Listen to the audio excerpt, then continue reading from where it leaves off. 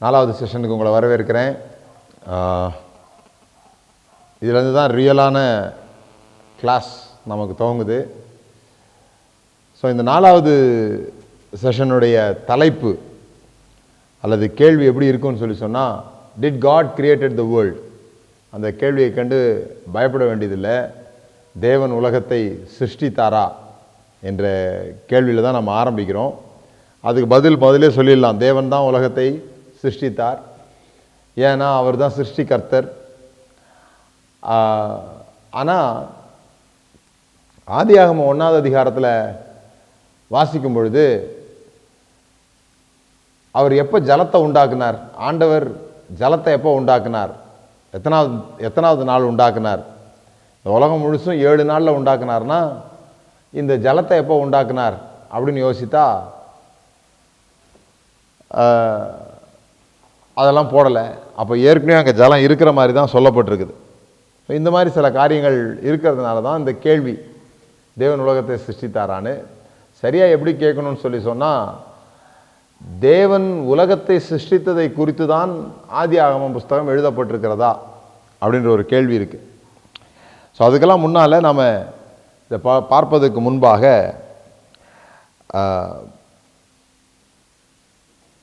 வேதாகமம் உண்மையானதா அப்படின்ற ஒரு கேள்வி எப்பொழுதுமே இருந்துக்கிட்டே இருக்குது. பைபிள் வந்து உண்மையா, பைபிளில் சொல்லப்பட்டிருக்கிறதெல்லாம் உண்மையா அப்படின்னு சொல்லி, என்னை பொறுத்த வரைக்கும் பைபிளில் சொல்லப்பட்டிருக்கிறதெல்லாம் உண்மை. அதை விளங்கி கொள்ளுகிறதற்கு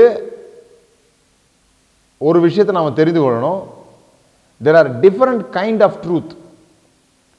இந்த உண்மை என்பது பல வகையிலே இருக்கிறது, அதான் புரிந்து கொள்ளணும். இப்போ எக்ஸாம்பிள், மேத்தமெட்டிக்கல் ட்ரூத்னு ஒன்று இருக்குது. 3 + 2 5. இது வந்து மேத்தமெட்டிக்கல் ட்ரூத். இதை எடுத்துகிட்டு போயிட்டு ஒரு ரிலேஷன்ஷிப்பில் நான் என் மனைவியை நேசிக்கிற விதத்தை சொல்லும்போது 3 மடங்கு + 2 மடங்கு 5 மடங்கு என் மனைவியை நேசிக்கிறேன் அப்படி சொல்லி விளங்க வைக்க முடியாது. ஏன்னா இந்த மேத்தமெட்டிக்கல் ட்ரூத் வந்து இந்த பொயட்டிக்கல் ட்ரூத், இந்த ரிலேஷனல் ட்ரூத்தில் சரியாக வராது. அதுபோல் ஹிஸ்டாரிக்கல் ட்ரூத் இருக்கு. கிங் ஜார்ஜ் 4, 4ஆம் ஜார்ஜ் மன்னர், இங்கிலாந்து நாட்டினுடைய ராஜா, இப்படி சொன்னோம்னா அது ஹிஸ்டாரிக்கல் ட்ரூத். உண்மையிலேயே வரலாற்றின்படி ஜார்ஜ் 4ஆம் மன்னர் இங்கிலாந்தினுடைய ராஜாவாக இருந்தார். ஆனால் இப்போ அவர் இங்கிலாந்தினுடைய ராஜாவானா கிடையாது. இது மாதிரி யூனிவர்சல் ட்ரூத் இருக்கு. சாந்தா கிளாஸ் கிஃப்ட் தருவார், எல்லா பிள்ளைங்களுக்கும் கிஃப்ட் தருவார். இது உலக பொதுவான உண்மை. ஆனால் எல்லா குழந்தைங்களும் பெற்றிருக்கிறாங்களான்னு சொல்லி சொன்னால் எல்லா குழந்தைங்களும் பெறல. இதுபோல் உண்மைகள் பல விதங்களில் இருக்கிறது. ஸோ இந்த உண்மை பல விதங்கள் இருக்குதுன்னா அந்த உண்மை எவ்வகையான இலக்கியத்தில் வருதுன்றதை நம்ம தெரிந்து கொள்வது ரொம்ப முக்கியம். அதனால் முதலாவதாக ஆதியாகமம் 1வது அதிகாரம் ஒரு பொயட்டிக் லிட்ரேச்சர் என்பதை நாம் தெரிந்து கொள்ளணும். இந்த ஆதியாகமம் 1 அதிகாரம் ஒரு பாடல் வடிவத்தில் எழுதப்பட்டிருக்கிற ஒரு இலக்கியம். 2வது நாம் தெரிந்து கொள்ள வேண்டியது, இந்த ஆதியாகமம் ஒரு ஏஷியன்ட் டாக்குமெண்ட். ஒரு ஆதி காலத்தில், இப்போதிலிருந்து குறைந்தபட்சம் சொல்ல போனால் ஒரு 2000-3000 ஆண்டுகளுக்கு முன்பாக எழுதப்பட்ட ஒரு டாக்குமெண்ட் அப்படின்றது நமக்கு மனசில் இருக்கணும். ஏன்னு சொன்னால், இந்த ஏஷியன் டாக்குமெண்ட் இவ்வளோ நேரம் நம்ம பார்த்தது போலவே இந்த ஏஷியன் டாக்குமெண்ட்டை இப்போ படிக்கணும்னு சொல்லி சொன்னால் இப்போ உள்ளதை வச்சு அதை புரிந்து கொள்ளக்கூடாது. அவர்களுக்கு அப்பொழுது அவருடைய உலகம் வேற, அப்போ அறிவியல் இவ்வளோ முன்னேறலை, இவ்வளோ விஷயங்கள் நான் ஏற்கனவே சொன்னது போல் மூளையை பற்றி தெரியாது. இவைகளுக்கு அப்போ அவங்க எப்படி காரியங்களை பார்த்தாங்க, அது வந்து ரொம்ப முக்கியமான ஒரு விஷயமா இருக்கும். ஸோ இந்த மோசே ஏன் ஆதியாகமத்தை எழுதினார், இதுதான் கேள்வி. மோசே தான் ஆதியாகமத்தை எழுதினார் அப்படிங்கிறதுல எனக்கு சந்தேகம் இல்லை. ஆகவே நான் மோசே தான் ஆதியாகமத்தை எழுதினார் என்ற அந்த அசம்ஷனில் தான் நான் பேசுகிறேன். ஏன்னா மோசே தான் ஆதியாகமத்தை எழுதினாரா அப்படின்ற ஒரு கேள்வியும் இருக்குது. ஸோ ஆனால் எப்படி மோசே எழுதினார் அப்படின்னு சில பேர் நினைக்கிறாங்கன்னா, இப்போ நான் ஒரு புஸ்தகம் எழுதுறது போல, இப்போ வெற்றியின் திறவுகோலோ, வல்லமையை ஜெபிக்க வாருங்களோ, சாதிப்பதற்கான சாவிகள்லாம் புக் எழுதியிருக்கிறோம் இல்லையா? அந்த புக்கு எழுதும்போது எப்படி எழுதுறேன், ஒரு 2 மாதம் எந்த மீட்டிங்லாம் போகாமல் ஒரு ரூமுக்குள்ளே போயிட்டு ஆராய்ச்சிகள் பண்ணி ஒரு 2-3 மாதம் எடுத்து அதை எழுதி அதை பிரிண்டிங்கிட்ட கொடுத்து இதை கொஞ்சம் பிரிண்ட் பண்ணிவிடுங்க, புக்காக வெளியிடுங்க அப்படின்னு சொல்கிறது போல் ஏதோ மோசே 2 மாதம் மலைகளுக்கு போய் உட்காந்துக்கிட்டு ஆதியாகம புஸ்தகம் எழுத போகிறேன்னு சொல்லி எழுதி ரெடியான உடனே யோசுவா பிரிண்டிங் கொடுத்துருப்பா அப்படி சொல்லலை. இது ஆங்காங்கே எழுதி வைக்கப்பட்ட குறிப்புகள். இதை யாரோ ஒருத்தர் எடுத்து எடிட் பண்ணியிருக்கணும். ஏன்னா இப்போ 5 ஆகமமும் மோசே தான் எழுதினார்னு சொல்கிறோம். ஆதியாகமம், யாத்திராகமம், லேவியராகமம், எண்ணாகமம், உபாகமம், இது 5ஐயும் மோசே எழுதினார்னு சொல்கிறோம். அப்படி சொல்லும்போது உபாகம புஸ்தகத்தில் பார்த்தீங்கன்னா மோசே மரித்தது குறித்து எழுதப்பட்டிருக்குது. மோசே இப்படி மலைக்கு போனால் அங்கே அவனோட மரணத்தை குறித்து எழுதப்பட்டிருக்குது. மோசேவனுடைய மரணத்தை குறித்து எப்படி மோசேவே எழுத முடியும்? இந்த 5 புஸ்தகம் மோசே தான் எழுதினார் அப்படி சொன்னோம்னா மோசேவனுடைய மரணத்தை குறித்து மோசே எப்படி எழுத முடியும்? இப்போ பைபிள் எப்படி இருக்கு, அந்த எண்ணாகமத்தில் நினைக்கிறேன் நான், அதில் எப்படி இருக்கு, மோசே ரொம்ப சாந்தம் உள்ளவனாக இருந்தான் அப்படி போட்டிருக்கு. இப்போ நான் சாந்தம் உள்ளவன் என்று நானே சொல்லுகிறதை போல ஒரு ஐனரி, ஒரு வித்தியாசமான விஷயம் வேற ஒன்றுமே இல்லை. அப்போ என்ன நடந்திருக்குதுன்னு சொன்னால் மோசே எழுதுனது உண்மை, மோசே ஆதியாகமம் இதெல்லாம் எழுதுனது உண்மை. ஆனால் எங்கேயோ ஒரு இடத்துல இது திரும்ப திரும்ப எடிட் செய்யப்பட்டிருக்கலாம்னா சில காரியங்களை சேர்த்திருக்கலாம், சில காரியங்களை விட்டிருக்கலாம். அப்படி நடைபெறுவதற்கான சாத்தியக்கூறுகள் இருக்குது அப்படின்றத நாம் மறுக்கக்கூடாது. சாத்தியக்கூறுகள் இருக்குது. ஸோ இந்த அடிப்படையில் இதெல்லாம் உங்களுக்கு தரப்படுகிற பேக்ரவுண்ட். இது ஒரு ஸ்கூல். ஸோ இதை நீங்கள் ஒரு பிரசங்கமாக அல்லது என்ன சொல்கிறது, ஆவிக்குரிய கண்ணோட்டத்தோடய எல்லாத்தையும் பார்த்தீங்கன்னா எதுவும் புரியாது. நான் இங்கே சொல்கிறது பைபிளை எப்படி அண்டர்ஸ்டாண்ட் பண்ணோன்னு, அப்போ அந்த அண்டர்ஸ்டாண்ட் பண்ணுறதுக்கு சில பேக்ரவுண்ட்ஸ் நமக்கு தேவைப்படுது. சில காரியங்களை வச்சுக்கிட்டு தான் அதுக்கு மேலே நம்ம பார்க்க போகிறோம். ஸோ இந்த ஆதியாகமத்தை புஸ்தகத்தை புரிந்து கொள்ளணும் அப்படின்னு சொன்னால் நமக்கு முதலாவதாக புரிந்து கொள்ள வேண்டியது, ஆதியாகமம் என்பது ஒரு ஏஷியன் டாக்குமெண்ட், ஒரு பழங்காலத்து இலக்கியம். இரண்டாவது, ஆதியாகமம் முதல் அதிகாரம் ஒரு பாடல் வகையான இலக்கியம். இது ரெண்டும் மனதில் இருக்கணும். அப்போது பாடல் வகையான இலக்கியத்தை எழுதும்போது அதில் இருக்கிற சத்தியமும் ஹிஸ்டாரிக்கல் வகையான சத்தியத்திலையும் வித்தியாசப்படலாம். இப்போது நான் ஒரு பாடல் பாடும் பொழுது ஒரு கவிதை எழுதுகிறேன். அந்த கவிதை எழுதும்போது சில காரியங்கள் இப்படி எழுதுகிறேன். ஒரு பெண்ணினுடைய நெற்றி பிறை போல் இருக்கிறது அப்படின்னு ஒரு கவிஞர் எழுதுகிறாருன்னா, யாரும் இன்ச்சி டேப் எடுத்துகிட்டு போயிட்டு அந்த பெண்ணோட நெத்தியை அளந்து பார்த்துட்டு அது பிறை மாதிரி இல்லையே அப்படின்னு சொல்ல முடியாது. அது மேத்தமெட்டிக்கல், இன்ச்சி டேப் வச்சு அளக்கிறது. ஆனால் இது பொயட்டிக்கல். ஸோ பொயட்டிக்கல் லாங்குவேஜில் அப்படி சொல்லுகிறது உண்மை, அது ஏற்றுக்கொள்ளக்கூடிய உண்மை இல்லையா? ஸோ இந்த மாதிரி நீங்கள் அதை புரிந்து கொள்ளணும். அடுத்து நம்ம மனதில் எழும்புகிற ஒரு முக்கியமான கேள்வி என்னன்னு சொன்னால், ஏன் மோசே இதை எழுதினார்? ஏன் மோசே ஆதியாகமத்தை எழுதணும்? ஏன் ஆபிரகாம் எழுதியிருக்கக்கூடாது? ஏன் ஈசாக்கு எழுதியிருக்கக்கூடாது? ஏன் மோசே எழுதணும்? அதான் கேள்வி. அப்போ இது மாதிரி சில இடங்களில் கேட்கும்போது இப்படி சொல்கிறாங்க, மோசைக்கு தான் எழுத படிக்க தெரியும், அதனால தான் மோசே எழுதினார், ஆபிரகாமுக்கெல்லாம் எழுத படிக்க தெரியாதுன்னு சொல்லிட்டு. அப்போ யோபு புஸ்தகத்தை யார் எழுதினா? யோபு ஆபிரகாமுக்கு முன்னால் உள்ள ஒரு ஆள், அவர் புஸ்தகத்தை யார் எழுதினா? அப்படியானா எழுத படிக்க தெரிஞ்சவங்க தான் இதை எழுதணுன்ற அவசியம் கிடையாது. இப்போ யோபு எங்கேயோ ஒரு பாடல் பாடியிருக்கலாம், அல்லது யோபு ஒரு விஷயத்தை சொல்லியிருக்கலாம், அதை இன்னொருத்தர் எழுதியிருக்கலாம். எழுத படிக்க தெரிஞ்சவங்க தான் எழுதணுன்ற அவசியம் இல்லை.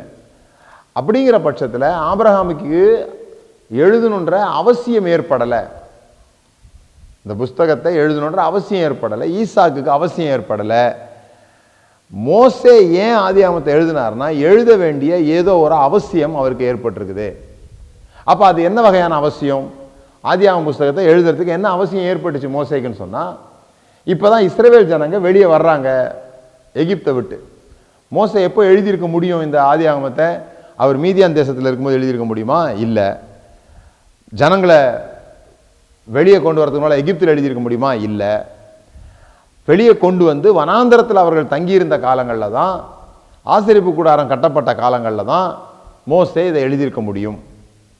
அப்போ அவர் ஏன் அதை எழுதுகிறார்னா, முதலாவதாக ஜனங்க இப்போ வெளியே வர்றாங்க, ஜனங்களுக்குள்ள 1000 கேள்விகள் இருக்குது. அவங்களுக்கு ஒரு கடவுள்னு அவங்களுக்கு தெரியும், யெகோவா என்ற தேவன் அவங்களுக்கு தெரியும், ஆபிரகாம் அவங்க சந்ததியில் வர்றது அவங்களுக்கு தெரியும். ஆனால் அவங்களுக்குள்ள கேள்வி என்னன்னு சொல்லி சொன்னால், இந்த தேவன் வல்லமை உள்ளவரா இல்லையா? இந்த தேவன் வல்லமை உள்ளவராக இருந்தால் எங்களை ஏன் வேற தெய்வத்துக்கு கீழே உள்ள நபர்களோடு கூட எங்களை அடிமையாக விட்டுருந்தார்? நாங்கள் என்ன தப்பு செஞ்சோம் இப்படி அடிமையாக 400 வருஷம் வாழ்கிறதுக்கு? எங்களுடைய முன்னோர்கள் தப்பு செஞ்சாங்களா? எங்களுக்கு இது ஏன் நிகழ்ந்தது? இப்படி நிகழும்போது எங்களை சாட்டையை வச்சு அடித்து கல்லை வச்சு அறுக்க வைக்கும்போது ஆண்டவர் ஏன் எங்களை காப்பாற்றலை? இந்த கேள்விகள் இன்னைக்கு நமக்கும் உண்டு. ஒரு சம்பவம் நடக்கும்போது, ஒரு அனுபவம் வரும்போது, ஆண்டவர் ஏன் இப்படி செய்கிறாரு? ஒருவேளை நான் ஏதோ தப்பு செஞ்சுட்டேனோ, ஒருவேளை என் முன்னோர்கள் தப்பு செஞ்சுட்டாங்களோ, உண்மையிலே ஆண்டவர் நான் நினைக்கிற அளவுக்கு வல்லமை உள்ளவர் இல்லையோ? இப்படிப்பட்ட கேள்விகள் நமக்கு எழும்புறது போல அவர்களுக்கும் எழும்பியிருக்குது. அந்த கேள்விகளுக்கு பதில் சொல்வதற்காக மோசே தேவன் யார் என்பதை காட்டுவதற்காக இதை எழுதுகிறார்.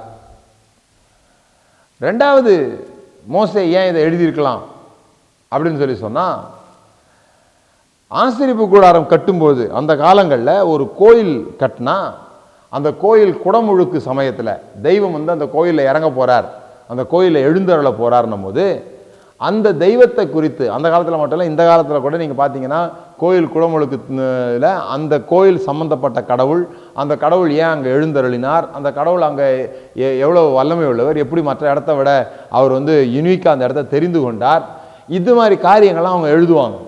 அப்படி அந்த தெய்வத்தை பற்றி புகழ்ந்து பாடி அவர் எவ்வளவு பெரியவர் என்பதை சொல்வதற்காக இந்த கோயில் கும்பாபிஷேகம் சமயத்தில் பாடல் பாடுவது ஒரு வழக்கமாக அங்கே இருந்தது. அப்படி ஒரு பாடலாக, அப்படி ஒரு நிகழ்வாக இந்த ஆதியாகமம் எழுதப்பட்டிருக்க கூடும். ஏன்னா இந்த ஆசரிப்பு கூடாரம் கட்டுகிற அந்த காலகட்டத்தில் தான் யோசேப்பு இதை எழுதியிருக்க முடியும், ஆதியாகமத்தை எழுதியிருக்க முடியும் என்கிற அடிப்படையில். ஸோ ஏன் மோசே ஆதியாகமத்தை எழுதினார்? 4 காரியங்களை நம்ம பார்ப்போம். ஒன்று, polemic for the other religion creation account. அதாவது ஒரு ஆச்சரியமான உண்மையை நீங்கள் கேட்க போறீங்க, அதிர்ச்சி அடைஞ்சிடாதீங்க. பைபிள் எழுதப்படுவதற்கு முன்பாக, அல்லது மோசே ஆதியாகமத்தில் உலகம் எப்படி உண்டாச்சு அப்படின்றத எழுதுறதுக்கு முன்னாலேயே உலகம் எப்படி உண்டானது என்பதை குறித்த பல்வேறு வகையான கருத்துக்கள் இருக்குது. இது சில சமயம் நமக்கு அதிர்ச்சியாக கூட இருக்கும். என்னது மோசே முதல்ல எழுதல? ஏன்னா நம்ம ஐடியா எப்படி இருக்குதுன்னு சொல்லி சொன்னால், மோசேன்ற மனுஷனுக்கு தான் கடவுள் வந்து உலகம் எப்படி உண்டாச்சுன்னு சொன்னார், கடவுளுக்கு மட்டும்தான் தெரியும் உலகம் எப்படி உண்டாச்சுன்னு சொல்லிட்டு.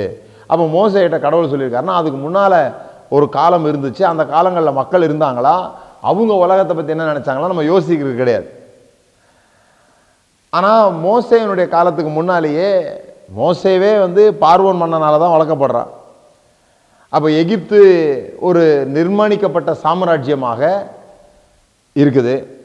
அதுக்கு முன்னால் சுமேரியர்கள் இருந்தாங்க, சுமேரிய நாகரீகம், மெசபொட்டோமிய நாகரீகம், இதெல்லாம் சொல்கிறோம் இல்லையா, இந்த மாதிரி நாகரீகங்கள். ஸோ ஆபிரகாம் வந்து பாபிலோன்லேருந்து வெளியே வந்தவங்க, இவங்களோட முன்னோர்கள் பாபிலோன்லேருந்து வெளியே வந்தவங்க. இப்போ பாபிலோனுக்குன்னு ஒரு கிரியேஷன் அக்கௌண்ட் இருந்துச்சு. இந்த உலகம் எப்படி உண்டாச்சுன்றதுக்கு அவங்களுக்கு தெரிஞ்சது போல அவங்க எழுதி வச்சுருந்தாங்க. அதே போல் எகிப்தியர்கள் இருந்துச்சு. மோசே இஸ்ரேல் ஜனங்கள் அடிமைப்பட்டு கிடக்கிறாங்க. அந்த எகிப்தியர்களுக்கு ரா கடவுள்னு இருந்தாங்க. அந்த கடவுள் தான் வந்து இந்த உலகத்தை உண்டாக்குனது, அந்த மாதிரி அவங்க எழுதி வச்சுருந்தாங்க. இப்போ இவங்க போகிறது கானான் தேசத்துக்கு போகிறாங்க. கானானியர்களுக்கு ஒரு கிரியேஷன் அக்கௌண்ட் இருக்குது.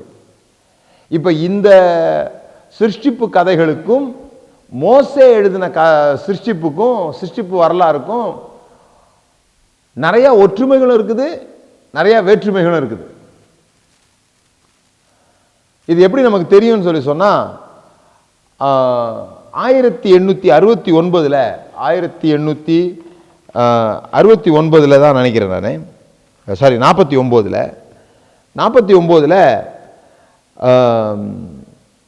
அஷுர் பானிபல், இப்போ மொசூல் நகரம்னு சொல்றாங்க, ஈராக்கில் இருக்குது.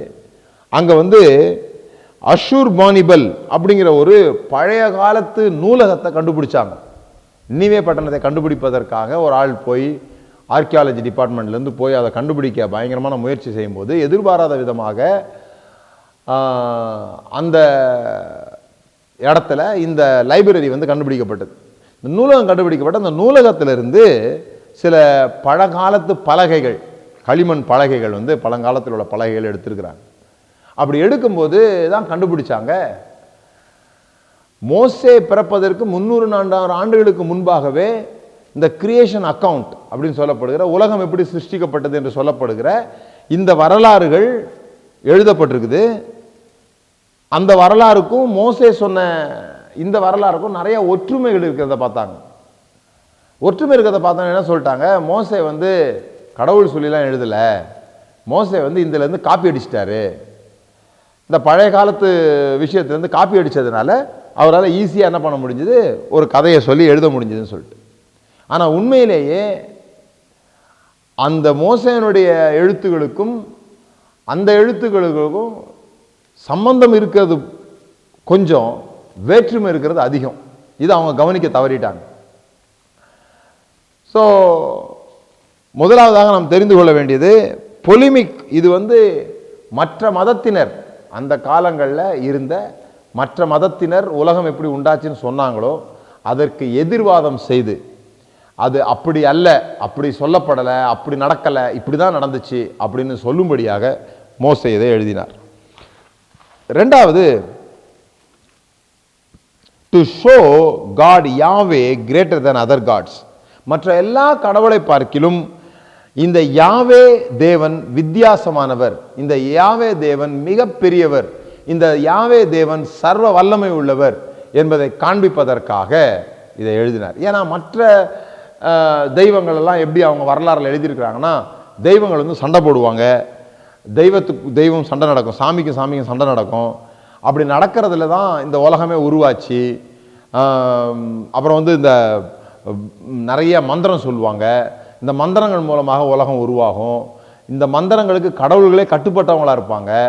யாராவது ஒருத்தர் நிறையா தவம் பண்ணார்னா அவங்க முன்னால் கடவுள் கண்டிப்பாக வந்து தரிசனம் கொடுத்தே ஆகணும். ஏன்னா அவங்களுடைய அந்த மந்திரத்துக்கு, ஓமத்துக்கு, இந்த திரும்ப திரும்ப ஒரு வார்த்தையை சொல்கிறதுக்கு கடவுளே கட்டுப்பட்டவராக இருக்கிறார் என்கிற எண்ணங்கள் பரவி கடந்ததுனால, இப்போ கூட சில சமயத்தில் நம்ம அப்படி தான் நினச்சிக்கிறோம், ரொம்ப ஜோம் பண்ணால் ஆண்டவர் கண்ணுக்கு தெரிவார், எப்படியும் வந்துடுவார் அப்படின்னு நம்ம நினைக்கிறோம் இல்லையா.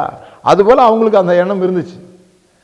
அந்த எண்ணம் இருந்து அவங்க என்ன பண்ணுறாங்க, இப்படி தான் உலகம் உண்டாச்சுன்னு எழுதும்போது இவர் என்ன சொல்கிறாரு, சண்டையே அங்கே இல்லை, இந்த தேவன் யாரோடையும் சண்டை போட வேண்டாத அளவிற்கு வல்லமை உள்ளவர், அவருடைய வார்த்தையினாலே எல்லாம் நடந்துச்சு, அவர் வார்த்தையினால இந்த உலகத்தை உண்டாக்குனாரே தவிர சண்டை போட்டு ரெண்டு தெய்வத்துக்கு நடுவில் சண்டை போட்டு அந்த தெய்வம் ஒரு தெய்வத்தை பிச்சு மேலேயும் கீழேயுமே வச்சுது, அந்த மேலே உள்ளதுக்கு வானம், கீழே உள்ளதுக்கு பூமின்னு அவங்க வரலாறு எழுதியிருக்குது. இவர் சொல்கிறாரு, அப்படிலாம் சண்டைலாம் தெய்வம் போட வேண்டிய அவசியம் கிடையாது, வானம் உண்டா கடவுதுன்னு சொன்னால் வானம் உண்டாயிடுச்சு. இதான் இவர் சொன்ன கருத்து. மூன்றாவது, இதை ஏன் எழுதுறாருன்னு சொன்னால், ஃப்ரம் பாலித்தீசிசம் டு மோனோதீசிசம். இப்போ இந்த காலத்தில் கடவுள் இல்லைன்னு சொல்கிறோம் இல்லையா, ஏத்திஸ்ட் அப்படின்னு சொல்கிறாங்க, கடவுள் இல்லாதவர், கடவுள் இல்லை. அந்த காலத்தில் அப்படி ஒருத்தர் இல்லவே இல்லை, கடவுள் இல்லை, கடவுள் மறுப்பாளர்கள்ன்ற ஒரு குரூப்பே மோசேனுடைய காலங்களில் கிடையாது. அப்போ அந்த காலத்தில் யார் வித்தியாசமானவங்கன்னு சொல்லி சொன்னால் இந்த இஸ்ரவேலர்கள் தான். ஏன்னா மற்ற எல்லாருக்கும் ஒவ்வொன்றுக்கும் ஒவ்வொரு கடவுள் இருந்தாங்க, ஒவ்வொன்றுக்கும் ஒவ்வொரு கடவுள் இருந்தாங்க. மழைக்கு ஒரு கடவுள், மண்ணுக்கு ஒரு கடவுள், விவசாயத்துக்கு ஒரு கடவுள், இப்படி ஒவ்வொரு கடவுள் இருக்கும் பொழுது மோசே வந்து எல்லாத்துக்கும் ஒரு கடவுள்னு சொல்றார். மற்ற ரிலீஜியஸ் அக்கௌண்ட்ல, மற்ற கிரியேஷன் அக்கௌண்ட்ல எப்படின்னு சொன்னா, அந்த மண் கடவுள் மண்ணிலிருந்தே உருவாகுவார், காற்று கடவுள் காற்றோடவே இருப்பார், அந்த காத்து தான் கடவுள்னு சொல்லுவாங்க. இவர் என்ன சொல்றாருன்னா, அந்த காத்தை உண்டாக்குனதே கடவுள் அப்படி சொல்றார். ரெண்டுக்கும் ரொம்ப பெரிய வித்தியாசம் இருக்குது. இவர் சொல்றார் நிலத்தை வந்து தேவன் தான் வெளியே கொண்டு வந்தார், நிலமே தேவன் கிடையாது அப்படி சொல்றார். ஸோ அவங்க வந்து பல கடவுள் கொள்கைகளில் இருந்தவங்க இப்போ ஒரு கடவுள்னு காமிக்கும் போது எல்லாருக்கும் அதை ஏற்றுக்கொள்ள, இப்போ எப்படி கடவுள் இல்லைன்னு சொன்னால் நம்மளால ஏற்றுக்கொள்ள முடியாதோ அதுபோல் அவங்களுக்கு ஒரு கடவுள்னு சொன்னால் ஏற்றுக்கொள்ள முடியல. அது எப்படி எல்லாத்துக்கும் ஒரு கடவுள் இருக்க முடியும்? பல கடவுள்கள், எல்லாத்துக்கும் ஒவ்வொரு கடவுள், சண்டைக்கு ஒரு கடவுள், குடும்பத்துக்கு ஒரு கடவுள், அப்புறம் வியாபாரத்துக்கு ஒரு கடவுள், இப்படி ஒவ்வொன்றுக்கும் ஒரு கடவுள் வச்சுருந்தாங்க. இவர் இல்லை, தேவன் ஒருவரே என்கிற ஒன்றை உருவாக்கினது இஸ்ரவேலர்கள் அந்த மோசேயினுடைய காலத்தில் தான். ஆகவே அவர் அந்த அக்கௌண்ட் அப்படி எழுதுகிறார். ஸோ நாலாவது நம்ம புரிந்து கொள்ள வேண்டியது, உலகம் எப்படி சிருஷ்டிக்கப்பட்டது என்பதை காண்பிப்பதல்ல மோசேயினுடைய நோக்கம். ஏன்னா மோசே சயின்ஸ் புக் எழுதலை. இப்போ நிறைய நேரத்தில் ஆதியாகமம் 1ஆம் அதிகாரம் நீங்கள் வாசிக்கும் போது பார்த்தீங்கன்னா, வெளிச்சம் உண்டாக கடவுதுன்னு முதல் நாள் சொன்னார், சூரியன் 4ஆவது நாள் வந்துச்சு அப்படின்னு பார்க்குறோம். இதை போய் ஒரு சயின்ஸ் படிக்கிற பையன் வந்து என்ன சொல்கிறான், நம்ம பசங்களே காலேஜுக்கு போகும்போது அங்கே சயின்ஸ் படிக்கும்போது இந்த வேதாகமத்தை கிண்டல் பண்ணுறாங்க. என்ன கிண்டல் பண்ணுறாங்க? முதல் நாள் வெளிச்சம் வந்துச்சு, 4ஆவது நாள் சூரியன் வந்துச்சுன்னு சொல்லியிருக்கு, இது எப்படி செட் ஆகும்? நீங்கள் பூமி 6 நாளில் உண்டாச்சுன்றீங்க, இந்த பூமியில் உள்ளதெல்லாம் 6 நாளில் உண்டாச்சுன்றீங்க, பல மில்லியன் வருஷங்களுக்கு முன்னால் இந்த கல் இருந்துச்சு, டைனோசர்ஸ் இருந்துச்சு அப்படிலாம் சொல்கிறாங்க. அப்போ அது உண்மையா, உங்கள் வேதாகமம் உண்மையா அப்படி கேட்குறாங்க. உண்மை என்னன்னு சொல்லி சொன்னால், ஒரு ஸ்டீவன் ஹாக்கின்ஸுக்கோ சார்ல்ஸ் டார்வினுக்கோ பதில் சொல்லி மோசே இதை எழுதலை. நாம் கேட்கிற கேள்விகளை வேதாகமம் கேட்கவில்லை, ஆகவே நாம் எதிர்பார்க்கிற பதில்களை வேதாகமம் தரவில்லை. நாம ஏதோ ஒரு கேள்வி எழுப்பிக்கிட்டு பைபிள் அதை பற்றி பேசவே இல்லை, அதை பற்றி நம்ம வந்து கேட்டுட்டு இருக்கிறோம்.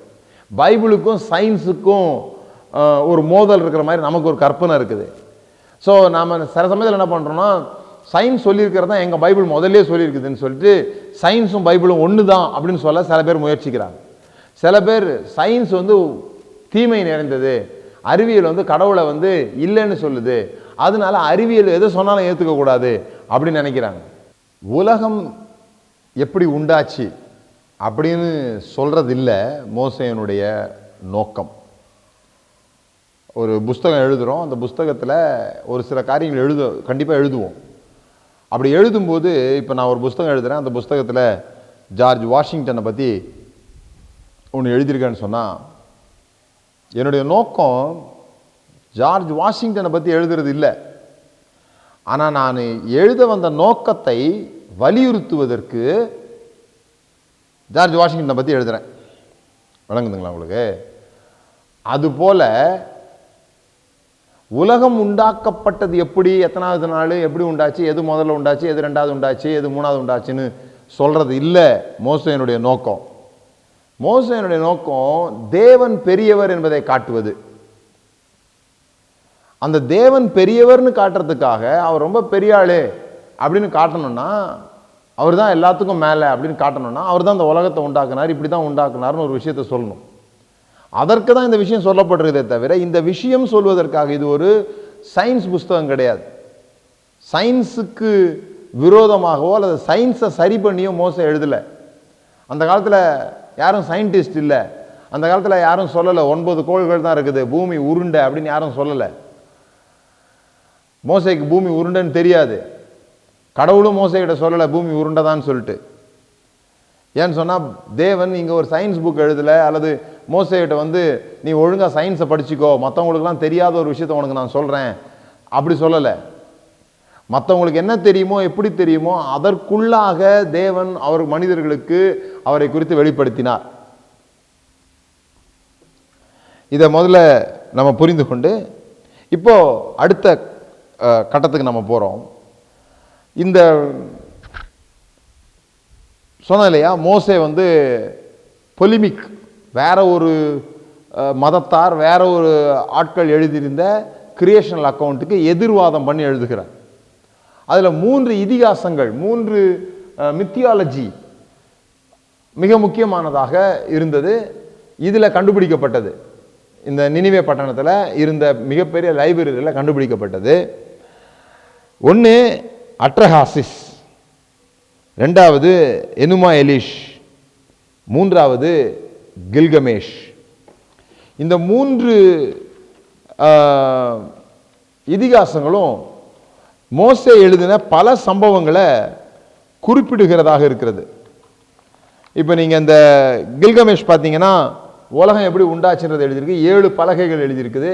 இந்த 7 பலகைகளில் 6வது பலகையில் மனுஷன் எப்படி உண்டானன்றதை பற்றி எழுதியிருக்குது. 7வதுல கடவுள் ஓய்ந்திருந்தார், விழா கொண்டாடினார் அப்படின்றத பற்றி எழுதியிருக்குது. அப்போ இது இந்த அட்ரகாசிஸில் நீங்கள் பார்த்தீங்கன்னா எப்படி நோவா பேழையை போல அதில் ஒரு பேழை, அதில் மனுஷன் தப்பி வைக்கிறான். கடவுளுக்கு பயங்கர கோபம் வந்துடுச்சு, மனுஷங்களெல்லாம் அழிக்க பார்த்தாரு. அப்போ ஒரு மனுஷனை மட்டும் படகுல தப்பிக்க விட்டார். இப்படி அட்ரகாசிஸில் இருக்குது. இந்த கில்கமேஷில் என்ன இருக்குதுன்னு சொன்னால், இந்த மனுஷன் இந்த போட்டில் தப்பிக்கிற மனுஷனை பற்றி சொல்லப்பட்டிருக்குது. அந்த மனுஷன் முதல்ல நித்திய வாழ்வை, சாகாமல் இருக்கிற ஒரு வாழ்வை தேடி போகிறான். அப்படி போகிற வழியில் அவனுக்கு தெரியுது கடலுக்கு அடியில் ஒரு மரம் இருக்குது, அந்த மரத்தில் உள்ள பழத்தை சாப்பிட்டா சாவாமை உள்ள வாழ்வு வாழலாம் அப்படின்னு நினச்சிட்டு அங்கே போகிறான். போகிற வழியில் ஒரு பாம்பு அவனை தடுத்து அந்த பழத்தை சாப்பிட விடாமல் ஆக்கிடுது. இப்படி தான் அந்த கதை வருது. நம்ம கதையும் அந்த கதையும் ஒரே மாதிரி இருக்கு. இப்போ நான் சில விஷயங்கள் சொல்கிறேன். எலிமா எலிஷ் எப்படி ஆரம்பிக்குதுன்னா வென் அண்ட் ஹை அப்படின்னு ஆரம்பிக்குது. ஜெனசிஸ் எப்படி ஆரம்பிக்குதுன்னா இன் த பிகினிங் அப்படின்னு ஆரம்பிக்குது. அதே மாதிரி எனுமா எலிஷ் எப்படி ஆரம்பிக்குதுன்னா ஒரு பெரிய குழப்பம் இருந்துச்சு ஆதியில், ஒரு பிரிமிவியல் கேயாஸ். பைபிள் எப்படி சொல்லுதுன்னா பூமியானது ஒழுங்கின்மையும் வெறுமையுமா இருந்தது அப்படி சொல்லுது. அதுபோல் ரெண்டுலேயுமே இந்த நீர் மேலும் கீழுமாக பிரிக்கப்படுது.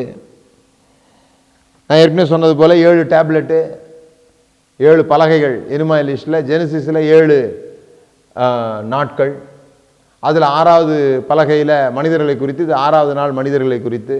7வது நாள் கடவுள் ஓய்ந்திருந்தார், அதில் 7வது நாள் கடவுள் விழா கொண்டாடினார் அல்லது ஓய்ந்திருந்தார். இப்படி இருக்கு. ஆனால் டிஃபரன்சஸ் தான் நமக்கு ரொம்ப முக்கியம். அதற்கும் மோசே எழுதினதுக்கும் என்ன வித்தியாசம்? அது பல கடவுள்களை கொண்டதாக இருக்கிறது. மோசே ஒரு கடவுளை குறித்து எழுதுகிறார், தான் பெரிய வித்தியாசம். அதுலலாம் கடவுளுக்கும் சண்டை நடந்துச்சு. இதில் மோசே தேவன் சொன்னார், அது நடந்தது அப்படி சொல்றார். அடுத்தது ஆதியாகமத்தில் முதல் 3 நாட்களில் தேவன் வானத்தையும் பூமியும் உண்டாக்கி அதில் உள்ள காரியங்கள்லாம் செய்கிறதா சொல்லியிருக்குது. ஆனால் எனுமா எலிஷில் 4வது டேப்லெட்டில் தான் இந்த வானம் பூமி உண்டாகிறத பற்றி சொல்லப்பட்டிருக்குது.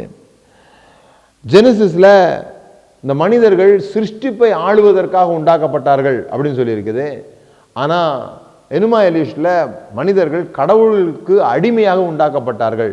ஸ்லேவ்ஸ் ஃபார் காட், கடவுளுக்கு பணிவிடை செய்யும்படியாக, கடவுளுடைய தேவைகளை திருப்தி செய்யும்படியாக மனிதர்கள் உண்டாக்கப்பட்டார்கள் அப்படின்னு எழுதியிருக்கு. ஸோ இது மாதிரி பல வித்தியாசங்களை நாம் இந்த எனுமா எலிஷில் பார்க்குறோம்.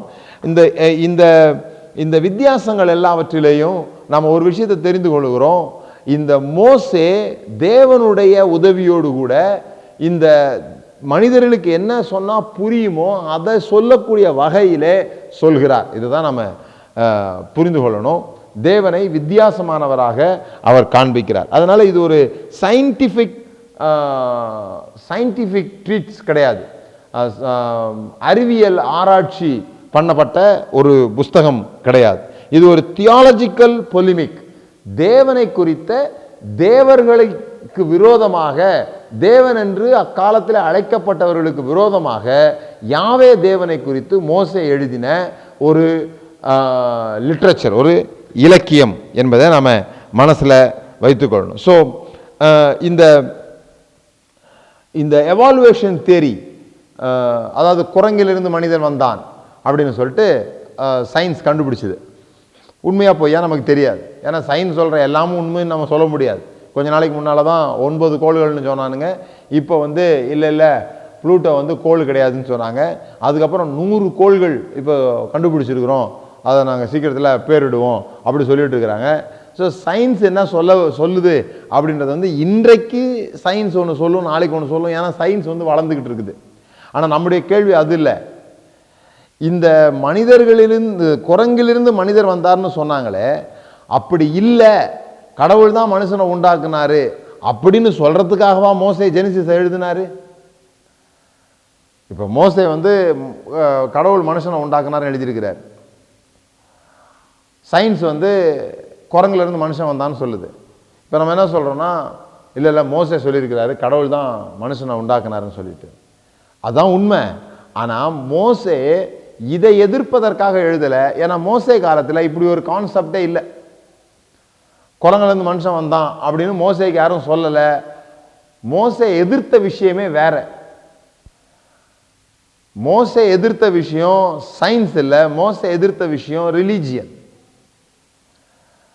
அந்த காலத்தில் இருந்த மத நம்பிக்கைகள், இதிகாசங்கள், கற்பனை கதைகள், இவைகளுக்கு விரோதமாக மோசே இதை எழுதுறாரே தவிர இட்ஸ் நாட் டு டிஸ்ப்ரூவ் எவோல்யூஷன்.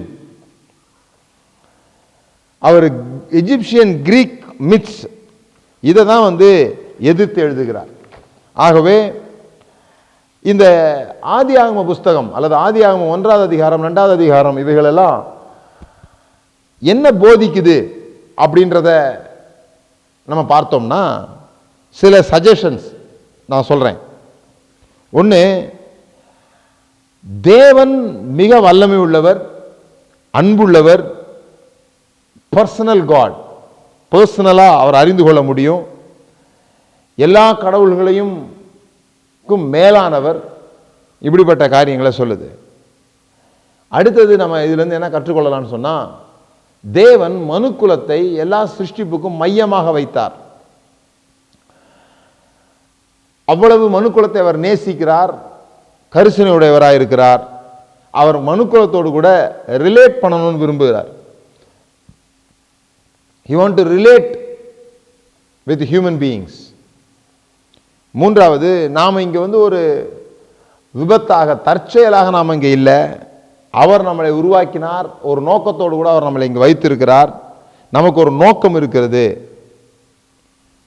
இந்த உலகம் நாம் அனுபவிக்கும்படியாக, நாம் மகிழ்ந்திருக்கும்படியாக உண்டாக்கப்பட்ட ஒரு இடம். இங்கேருந்து தப்பிச்சு போறதில்லை நம்முடைய நோக்கம். இங்கேருந்து எப்போ சாவோம் பரலோகத்துக்கு போவோன்றதில்லை நம்முடைய நோக்கம். இந்த உலகத்தை தேவன் உண்டாக்கினது மனிதர்கள் சந்தோஷப்படுவதற்காக. மனிதர்களை தேவன் உண்டாக்கினது தேவன் சந்தோஷப்படுவதற்காக. நம்மளை அவர் என்ஜாய் பண்ணணும்னு விரும்புகிறார், நம்மளை அனுபவிக்கணும்னு விரும்புகிறார். நாம் இந்த உலகத்தை அனுபவிக்கிறது போல நாம் இந்த உலகத்தில் மகிழ்ந்திருக்கணும். தேவன் நம்மிலே மகிழ்ந்திருக்க விரும்புகிறார். வாழ்க்கையில் எல்லா நேரமும் ஒரே மாதிரி எல்லா காரியங்களும் நடக்கிறது இல்லை. குழப்பங்கள் நடைபெறுகிறது, இருள் வருகிறது, வெட்டாந்தரை வருகிறது. அந்த சமயத்தில் தேவன் ஒழுங்கை கட்டளையிட்டு ஒரு அழகையும் வெளிச்சத்தையும் நம்முடைய வாழ்க்கையிலே கொண்டு வருகிறார். அர்த்தமற்ற நம்முடைய வாழ்க்கையை அர்த்தமுள்ளதாக விசேஷமானதாக மாற்றுகிறார். இதெல்லாம் ஆதியாகமத்திலிருந்து நாம கற்றுக்கொள்ள முடியும். இப்போ நான் உங்ககிட்ட கேட்குறேன், மழை எப்படி வருது? நான் பல இடங்களில் இதை கேட்டிருக்கிறேன். மழை எப்படி வருதுன்னா உடனே சில பேர் ஒரு நீண்ட விளக்கம் கொடுப்பாங்க. அது இந்த தண்ணி மேலே ஆவியாக போய் காற்று, குளிர்ந்த காற்று அடித்து அந்த மேகத்தில் குளிர்ந்த உடனே அது கீழே தண்ணியாக விழுது. பிறகு சூரியனுடைய வெப்பத்தினால அந்த தண்ணி மேலே போய் இது ஒரு பெரிய சுழற்சி நடக்குதுன்னு சொல்லுவாங்க. நான் சபைகளில் கேட்கும்போதும் சரி, நம்ம இது மாதிரி முகாம்களில் கேட்கும்போதும் சரி, டக்குன்னு யாராவது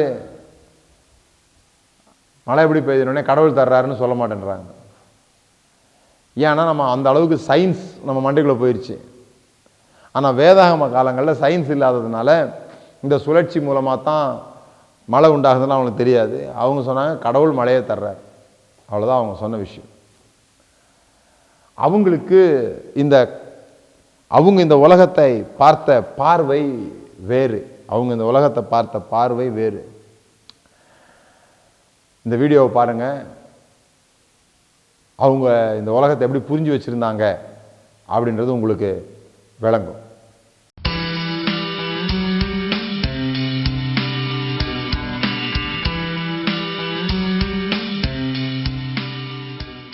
Proper interpretation of the Bible requires an understanding of the original context in which it was written. God chose a specific time, place, and culture in which to inspire Scripture, the ancient Mediterranean and the ancient Near East of the 2nd and 1st centuries BC. Misreadings of Scripture often result from assuming the biblical writers thought, believed, and acted as we do. One of the starkest differences between modern and ancient people is our view of cosmology. The term cosmology refers to the way one understands the structure of the universe. The Israelites believed in a cosmology that was common among the ancient civilizations of the biblical world. It encompassed 3 parts built up like a layer cake: a heavenly realm, an earthly realm for humans, and an underworld for the dead. This 3-tier system is reflected in the 10 Commandments. You shall not make for yourself a carved image or any likeness of anything that is in heaven above, or that is in the earth beneath, or that is in the water under the earth. While we understand that the earth is a sphere orbiting other objects in the void of space, the biblical writers thought of the earth as a flat disk atop vast waters. Rising from the deep waters below were the foundations of the world, which held the earth firmly in place. This idea is reflected in several places throughout Scripture. The foundations of the earth belong to the Lord. On them He has set the world. Where were you when I laid the earth's foundation? Tell me if you know. Who measured it? I'm sure you know. Who stretched a measuring line across it? What was it built on? Who laid its most important stone? He placed the earth on its foundations. It can never be moved. Beneath the earth lay the realm of the dead, often referred to by the Hebrew word Sheol. The Hebrew word for earth, Eretz, is also used, since the graves dug by humans represented gateways to the underworld. This underworld was also connected to the great deep, the uninhabitable abyss beneath everything. In Job, this realm is described in watery terms. The dead tremble under the waters, and their inhabitants. Sheol is naked before God, and Abaddon has no covering. Jonah's description is perhaps the most vivid. Water encompassed me to the point of death. The great deep engulfed me. Weeds were wrapped around my head. I descended to the roots of the mountains. The earth with its bars was around me forever, but you have brought up my life from the pit, O Lord my God. Ancient Israelites did not think of the sky as a layer of gas. They believed the heavens were separated from the earth by a solid, glass-like dome. This view is reflected in Job. Can you, like him, spread out the skies, hard as a cast metal mirror? Above the solid dome or firmament was an endless area of water. This idea of an area of land and air, sandwiched between water above and water below, is presented in the opening of Genesis. And God said, "Let there be an expanse in the midst of the waters, and let it separate the waters from the waters." And God made the expanse and separated the waters that were under the expanse from the waters that were above the expanse. And it was so. And God called the expanse heaven. The firmament surrounded the earth, and its edge met the horizon, the boundary between light and darkness. It was supported by pillars or foundations thought to be the tops of mountains whose peaks appeared to touch the sky. The earth trembled and shook. The pillars of the heavens rocked back and forth. They trembled because the Lord was angry. The sky dome had portals which God could open to let the waters above fall to the earth. This idea is evident in the story of Noah and his ark. Noah was 600 years old. It was the 17th day of the 2nd month of the year. On that day, all of the springs at the bottom of the oceans burst open. God opened the windows of the sky. Rain fell on the earth for 40 days and 40 nights. And how did the rain end? The springs at the bottom of the oceans had been closed. The windows of the sky had also been closed, and the rain had stopped falling from the sky. God and his heavenly host were thought to dwell above the firmament. Thick clouds veil him so that he does not see, and he walks on the vault of heaven. The Lord builds his palace high in the heavens. He lays its foundation on the earth. He sends for the waters in the clouds. Then he pours them out on the surface of the land. His name is the Lord. When God inspired ancient authors to write Scripture, he did not spend time correcting their pre-scientific views. Many believers struggle with the notion that God would allow his people to remain ignorant about the natural world. But God never intended the Bible to be a science textbook. If you look past the outdated descriptions of the universe found throughout the Bible, the message of Scripture is still relevant today. One does not need to believe God set a flat earth atop physical foundations to understand that he created everything. One does not need to believe God allows rain to fall through portals in a sky dome to understand that he controls the laws of nature.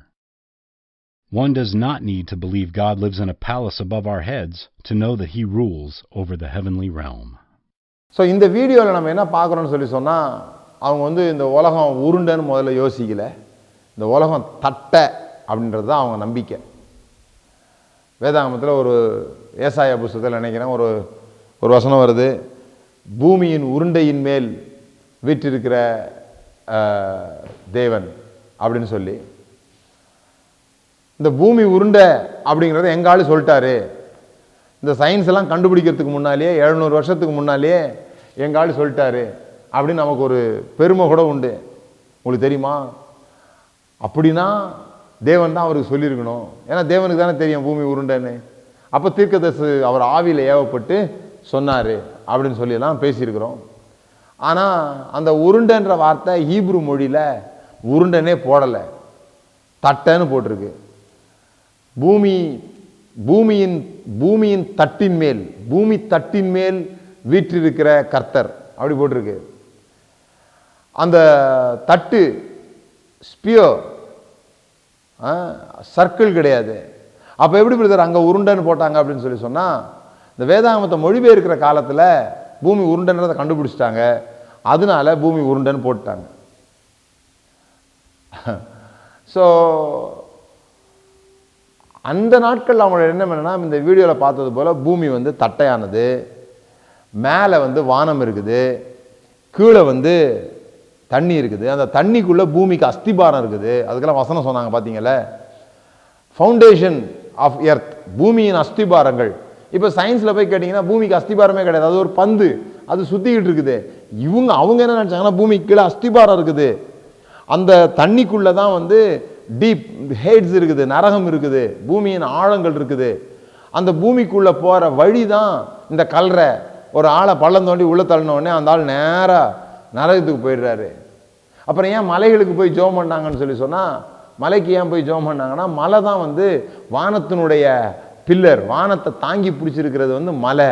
அப்போ மலைக்கு போனால் பக்கத்தில், கடவுள் பக்கத்தில் என்ன பண்ணிடலாம், போயிடலாம். அப்படிதான் மலைகளுக்கு ஜெபம் பண்ணுறதுக்கு ஏறி போயிருக்கிறாங்க. ஸோ இதெல்லாம் அவங்களுடைய மனதில் இருந்த கான்செப்ட், உலகத்தை பற்றி அவங்க வச்சிருந்த கான்செப்ட். அப்போ இந்த வானத்துக்கும் பூமிக்கும் இடையில என்ன இருக்குதுன்னு சொல்லி சொன்னால், ஒரு வெண்கல தகுடை ஆண்டவர் விரிச்சிருக்கிறார். வானங்களை விரித்தார். அப்போ விரிச்சிருக்கிறாரு. அந்த தகடுக்கு மேலே தேவன் இருக்கிறார், சிங்காசனம் அங்கே இருக்குது. அந்த வானத்துக்கு மேலேயும் தண்ணி இருக்குது, வானத்துக்கு கீழையும் பூமியிலையும் தண்ணி இருக்குது. இப்போ எப்போவாவது மழை பெய்யணும்னு சொல்லி சொன்னால் அவர் என்ன பண்ணுறாரு, அந்த வானத்தை லைட்டாக திறக்கிறாரு. அப்படி திறந்தவொடனே தண்ணி கொட்டுது. அதை தான் வானத்தின் பலகணின்னு சொல்லியிருந்தாங்க, த விண்டோஸ் ஆஃப் ஹெவன். அப்போது தசமபாகம் கொடுக்கும்போது வானத்தின் பலகணிகளை திறந்தவனை ஆசீர்வதிப்பார் அப்படின்னு சொன்னது என்னன்னா, மழையை தருவார், விவசாயம் நல்லா இருக்கும் அப்படின்றதுக்கு தான் வானத்தின் பலகணிகளை திறப்பார் அப்படின்னு சொல்லப்பட்டிருக்குது. அப்போது அவர்களுடைய உலகத்தினுடைய எண்ணத்தை மாற்றுவதற்காக தேவன் கிரியை செய்யல. அவங்க உலகத்தை எப்படி யோசித்திருந்தாங்களோ அதை தேவன் அதற்குள்ளாக அவர்களோடு கூட பேசினார். இந்த பைபிளை வச்சு நான் ஏற்கனவே சொன்னது போல, ஒரு ஆள் ஒரு முறை டிவியில் வாஸ்து சாஸ்திரம் அதை பற்றி பேசுகிற ஒரு ஆள் பைபிள்லேருந்து பேசுகிறார். அவர் என்ன சொல்கிறாருன்னா, பைபிளில் வந்து வாசல் கிழக்க வைக்கணும், ஆசீர்வாதத்துக்கு இத்தனை அடி நீளம் இருக்கணும், இத்தனை அடி அகலம் இருக்கணும்லாம் சொல்லியிருக்கு அப்படி சொல்கிறார். அதனால பைபிளில் வாஸ்து இருக்குது. ஆபிராம் இருக்கிற வரைக்கும் அவனுக்கு குழந்தை பிறக்கலை, ஆபிரஹாம்னு பேரை மாற்றினோடனே குழந்தை பிறந்துச்சு.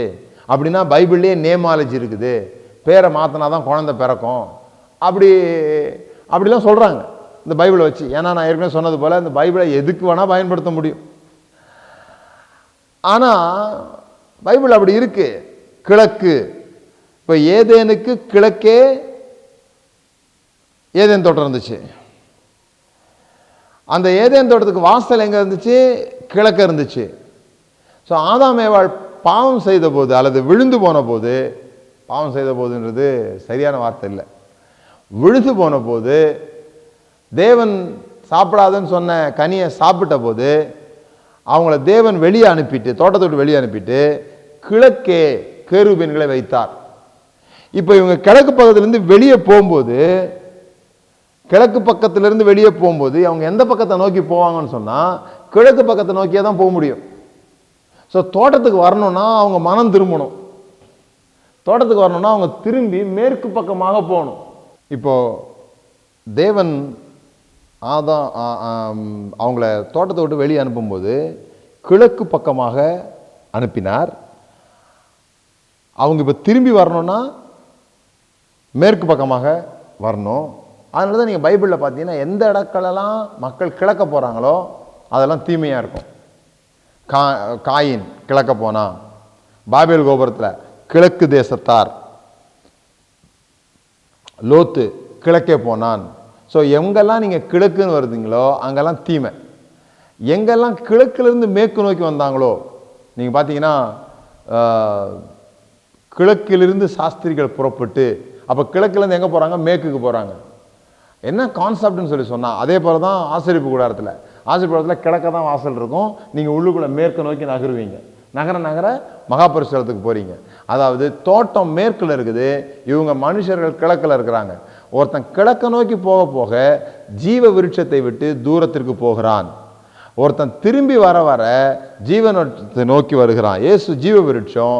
கிழக்கிலிருந்து சாஸ்திரிகள் துவங்கி மேற்கு நோக்கி வந்தார்கள். ஸோ அவங்களுடைய மனதில் கிழக்கு நோக்கி போகிறது தீமை, மேற்கு நோக்கி போகிறது நன்மை. இப்படிலாம் ஒரு கான்செப்ட் இருந்துச்சு.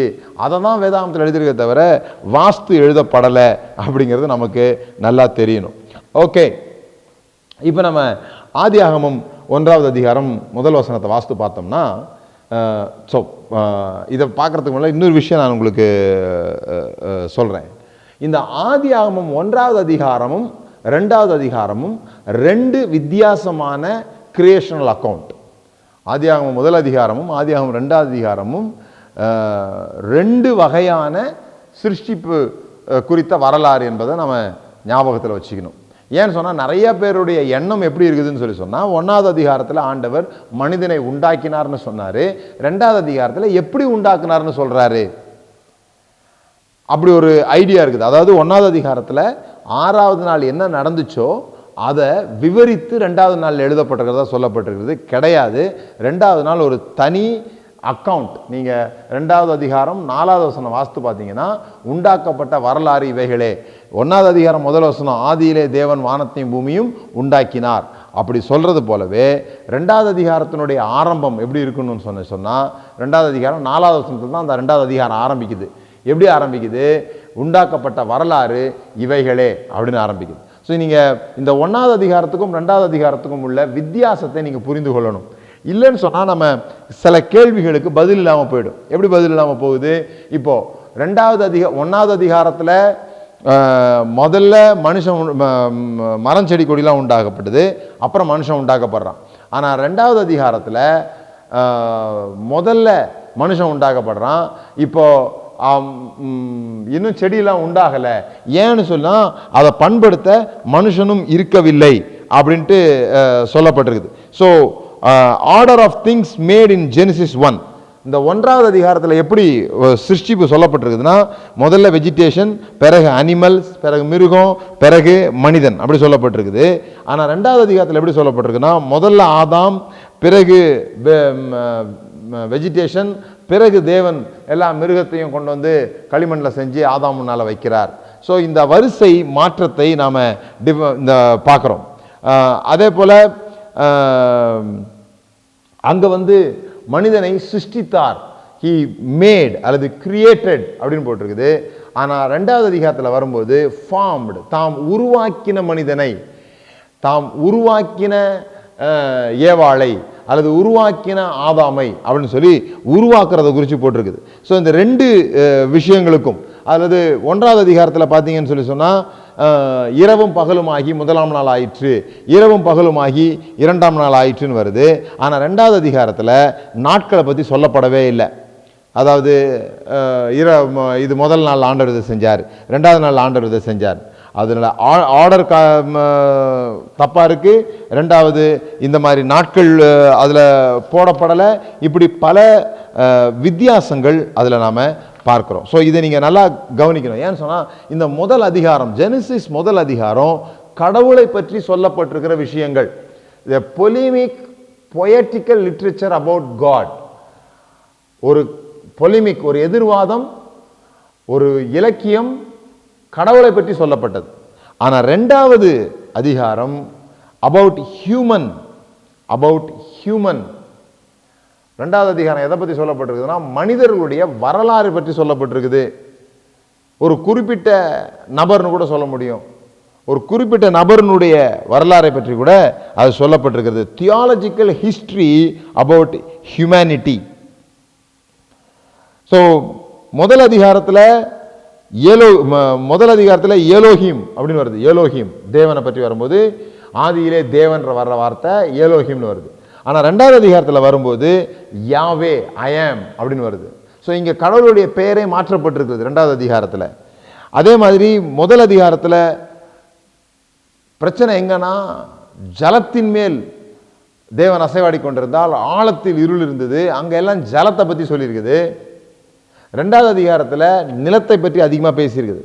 மண்ணிலிருந்து மனுஷனை எடுத்தார், மண்ணினாலே மிருகங்களை உண்டாக்கி கொண்டு வந்தார், இப்படி எல்லாமே லேண்டை பற்றி சொல்லியிருக்கு. ஸோ இந்த இந்த இந்த வித்தியாசங்கள் மிக முக்கியமானது என்பதை நாம் புரிந்து கொள்ளணும். இந்த செஷனில் நாம் பார்க்கறது இதுதான். ஜெனசிஸ் 1ம் 2ம் வித்தியாசமான கிரியேஷன் அக்கௌண்ட்.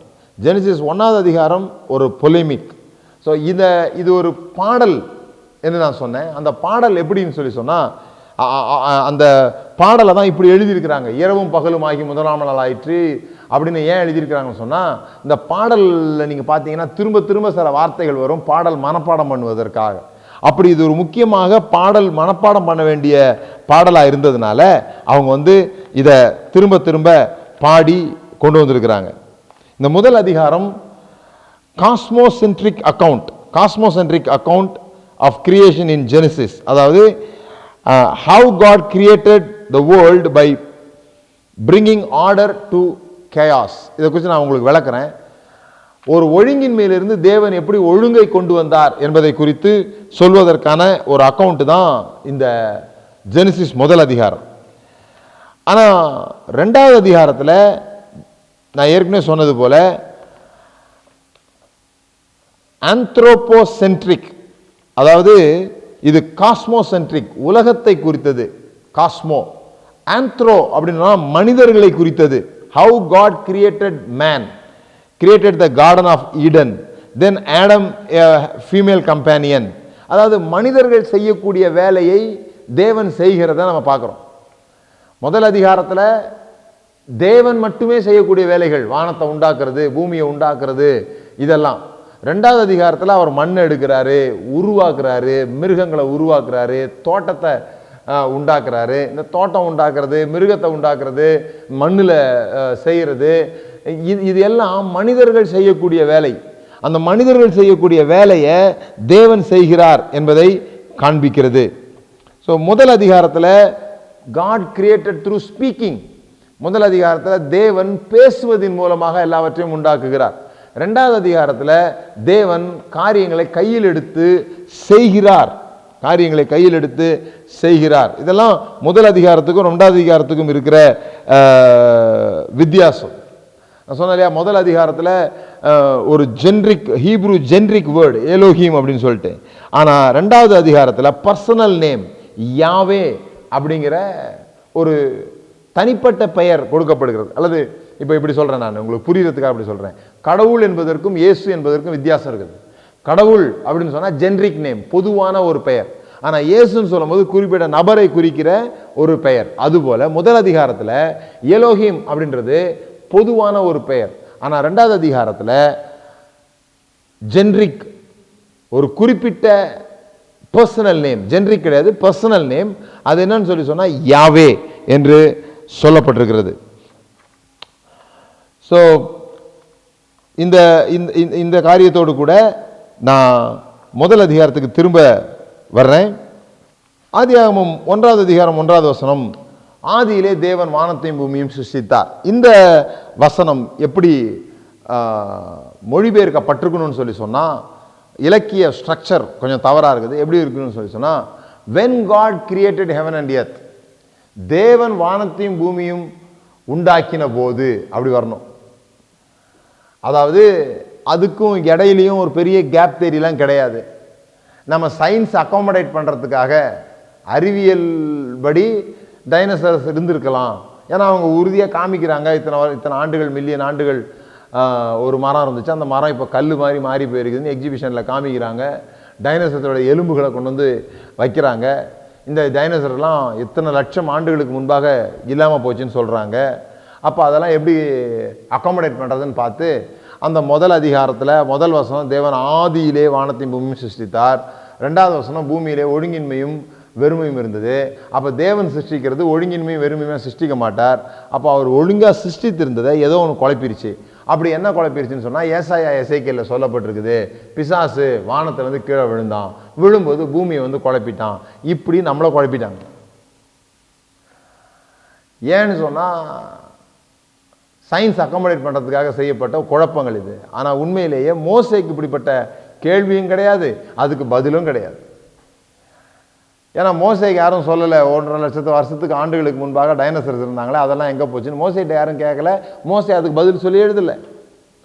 அப்போ மோசே என்ன சொல்கிறாருன்னு சொல்லி சொன்னால், நான் ஒரு பாட்டை எழுத போகிறேன், அந்த பாட்டினுடைய முதல் வரி என்ன, தேவன் வானத்தையும் பூமியும் சிருஷ்டித்த போது. இதான் கிரியேஷன் சாங்கினுடைய டைட்டில்.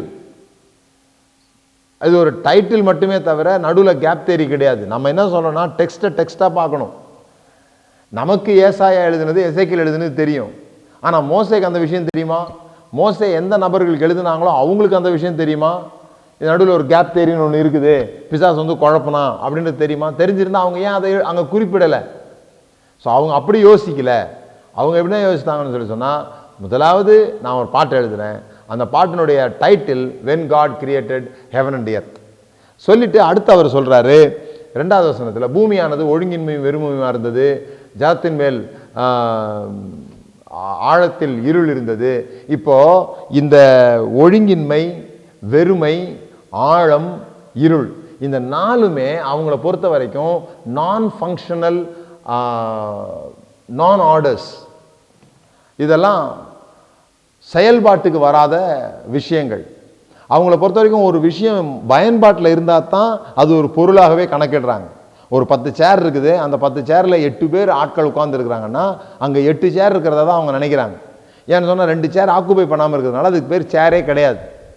அப்போ இந்த வனாந்தரம், இந்த வெறுமை, இந்த இந்த கொந்தளிப்பு, இந்த இருள், ஆழம், இதெல்லாம் என்னன்னு சொல்லி சொன்னால் நான் ஆர்டர் திங்ஸ்.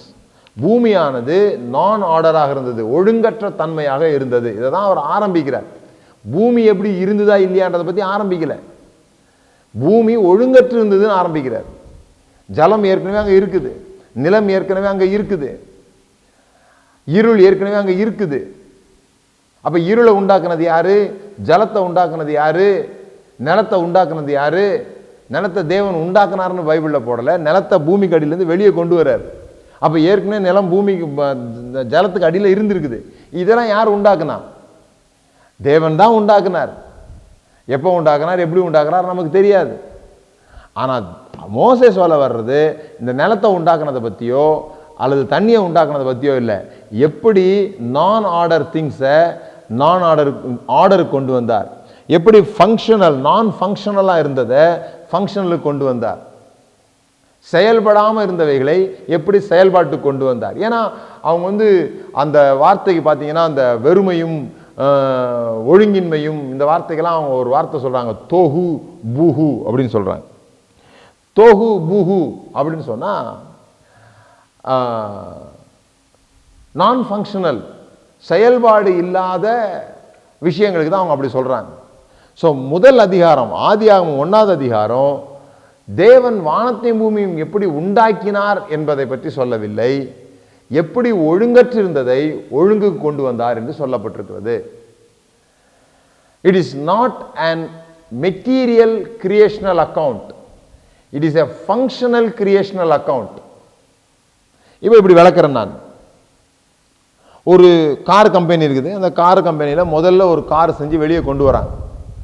அந்த கார் செஞ்சு கொண்டு வரும்போது இப்படி சொல்கிறாங்க, இந்த கம்பெனி எப்படி ஸ்டார்ட் ஆச்சு, இந்த கார் எப்படி வெளியே வந்ததுன்னா, இந்த கம்பெனி இத்தனாவது நாள் திறக்கப்பட்டது, இந்த கம்பெனியில் முதல் இந்த பிளேட் செய்தோம் அப்படி சொல்கிறாங்க.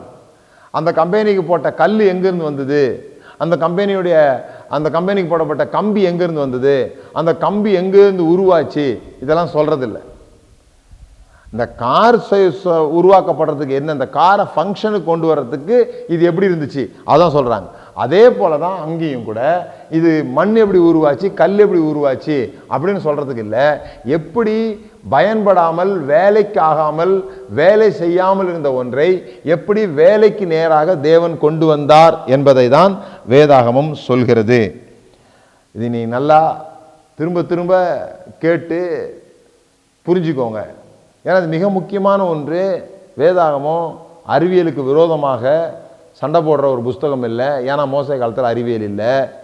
நாம் நினைக்கிறது போல அறிவியல் மனதோடு கூட அவன் ஒன்றாவது அதிகாரத்தை அணுகிறதுனால இப்படித்தான் உலகம் உண்டாச்சு போல் இருக்குது அப்படின்னு நினைக்கிறோம். இல்லை, இது ஒரு பாடல். அது மாத்திரம் இல்லாமல் எப்படி ஒழுங்கற்று இருந்ததை, ஏற்கனவே எக்ஸிஸ்டன்ஸில் இருந்துச்சு, ஏற்கனவே இருந்தது, இல்லாததுலேருந்து அவர் கொண்டு வரல, இருந்தது ஒழுங்கற்று இருந்துச்சு, ஆக்குபை பண்ணாமல் இருந்துச்சு, நான் ஃபங்க்ஷனலாக இருந்துச்சு, அதை அவர் ஃபங்க்ஷனலாக கொண்டு வருகிறார் என்பதை தான் அங்கே சொல்லப்பட்டிருக்கிறது என்பதை நாம் மறந்துடக்கூடாது. ஸோ ஆதியாகமத்தில் இன்னும் நீங்கள் அந்த முதல் அதிகாரத்தில் பார்த்தீங்கன்னு சொன்னால் நிறையா இன்சைட்ஸ் நமக்கு கிடைக்குது. அடுத்தது நம்ம பார்த்தோம்னு சொன்னால் 6வது வசனத்தில் அல்லது 8வது வசனத்தில் தேவன் ஆகாய விரிவுக்கு வானம் என்று பெயரிட்டார், சாயங்காலமும் விடியற்காலமாகி 2ஆம் நாள் ஆயிற்று. இப்போ 3வது வசனத்தில் பார்த்தீங்கன்னா தேவன் வெளிச்சம் உண்டாக கடவுது என்றார், வெளிச்சம் உண்டானது, வெளிச்சம் நல்லது என்று தேவன் கண்டார், வெளிச்சத்தையும் இருளையும் தேவன் வெவ்வேறாக பிரித்தார். இப்போ வெளிச்சம் நல்லது என்று கண்டார், இருளை நல்லதுன்னு காணல, வெளிச்சத்தை நல்லது என்று கண்டார். அதே மாதிரி இங்கே கீழே பார்த்தீங்கன்னா பின்பு தேவன் வானத்தின் கீழே இருக்கிற ஜலம் ஒரு இடத்தில் சேரவும் வெட்டாந்தரை காணப்படவும் கடவுது என்றார், அது அப்படியே உண்டாயிற்று. தேவன் வெட்டாந்தரைக்கு பூமி என்றும் சேர்ந்த ஜலத்திற்கு சமுத்திரம் என்றும் பெயரிட்டார், தேவன் அது நல்லது என்று கண்டார். ஆனால் மேலே தேவன் ஆகாய விரிவுக்கு வானம் என்று பெயரிட்டார். 8வது வசனத்தில் வானம் என்று பெயரிட்டார், அதை தேவன் நல்லதுன்னு காணலை. அதாவது தேவன் நல்லது என்று கண்டார்னு நம்ம ஒரு பொதுவாக சொல்லிட்டு போயிடுறோம். சில விஷயங்களை தேவன் கெட்டதுன்னு சொல்லலை, அதே சமயத்தில் நல்லதுன்னு காணலை. ஏன்னு சொன்னால் இந்த இருளும் இந்த வானமும் மனிதர்களுக்கு பயன்படாது. இந்த பயன்படாத மனுஷர்களுக்கு பயன்படாத எல்லாத்தையும் அவர் நல்லதுன்னு சொல்லலை. எதெல்லாம் மனிதர்களுக்கு பயன்படுமோ அதெல்லாம் அவர் நல்லது என்று சொன்னார். எவ்வளோ அருமையான ஆண்டவர் பாருங்க. அவர் நல்லதுன்னு எதை பார்த்தார்னா ஃபங்க்ஷன், மனிதனுக்கு இது பயன்படும், செயல்படும் அப்படின்னா அது நல்லது என்று கண்டார். அதனால தான் மனுஷன் தனிமையாக இருப்பது நல்லதல்ல அப்படி சொன்னார். மனுஷன் தனிமையாக இருப்பது நல்லதல்ல அப்படின்னு என்ன அர்த்தம்னா தனியாக இருக்கும்போது மனுஷன் செயல்பட முடியாதவனாக இருக்கிறான். அவனுக்கு ஒரு கவுண்டர் பார்ட் தேவை. ஒரு ஒரு தனி மனிதனால் இந்த உலகத்தை ரீப்ரொடக்ஷனுக்குள்ளே கொண்டு வர முடியாது, இந்த உலகத்தை பெருக பண்ண முடியாது. அப்போ மனுஷன் தனிமையாக இருப்பது நல்லதல்ல, அவனுக்கு ஏற்ற துணையை நான் என்ன பண்ணணும், உண்டாக்கணும். அப்போ ஒரு மனிதன், அதுக்காக ஒரு மனுஷன் கல்யாணம் பண்ணால் தான் செயல்பட முடியும் அப்படி அந்த கோணத்தில் இல்லை அது எழுதப்பட்டிருக்குது. ஆனால் நம்ம இன்றைக்கி அதை எடுத்து அதை திருமணத்துக்கு ஆக்கி, திருமணம் பண்ணலன்னா பாதி மனுஷன், திருமணம் பண்ணாதான் முழு மனுஷன், திருமணம் பண்ண பிறகு தான் நீ ஒரு ஆளாகவே மாறுற, இப்படிலாம் நிறைய விஷயங்கள் திருமணத்தை குறித்து சொல்லணுங்கிறதுக்காக அப்படி சொல்லியிருக்காங்க. உண்மையான தாட் அது கிடையாது. மனுஷன் தனிமையாக இருந்தால் அவன் செயல்பட முடியாது. அந்த நல்லதல்ல, அதுதான் அங்கே முக்கியம். நல்லதல்ல, மனுஷனுக்கு எது நல்லதுன்னு சொல்லி சொன்னால் மனுஷன் தனிமையாக இருக்கக்கூடாது என்பது தான் அங்கே உள்ள அர்த்தமாக இருக்குது. ஸோ தனிமையை தேவன் ஆதரிக்கலை. அப்போ ஒரு விஷயம் நமக்கு இங்கே புரியுது, தேவன் உறவை ஆதரிக்கிறார். God is relational. தேவனும் கூட மனிதர்களோடு உறவுகளை விரும்புகிறார், அதே நேரத்தில் மனிதர்கள் உறவிலே இருக்கும்படியாக விரும்புகிறார். அப்போ மனுஷன் தனிமையாக இருப்பது நல்லதல்லன்னு சொல்லும்போது ஒரு விஷயத்தை புரிஞ்சுக்கணும். அப்போ மனுஷன் தனியாக இல்லை, மனுஷன் தனியாக இல்லை, மனுஷனோட யார் இருக்கிறா, தேவன் இருக்கிறார்.